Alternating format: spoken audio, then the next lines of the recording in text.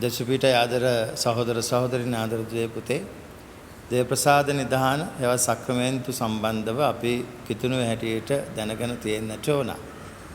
පාසල යන දූ දරුවන්ට විශේෂ නිර්දේශය ඇතුළත් වෙලා තියෙන නිසා පමණක් නෙමෙයි මේක අපේ ජීවිතය.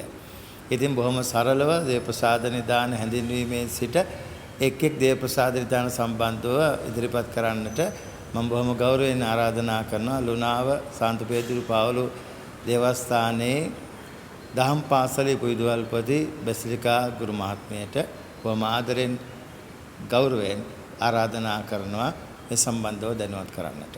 ස්තුතියි. සුබ දවසක්. හරිම ලස්සන වටින ගැඹුරු මාතෘකාවක් ගැන සරලව දැනගන්නයි අපි සූදානම් වෙන්නේ. දේව ප්‍රසාද නිදාන. දේව ප්‍රසාද නිදානයක් කියන්නේ මොකක්ද?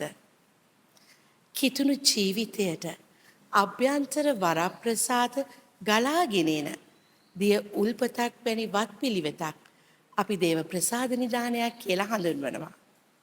දේව ප්‍රසාද නිදාන ලබා ගැනීමට විශ්වාසය අත්‍යවශ්‍ය අවශ්‍යතාවයක්.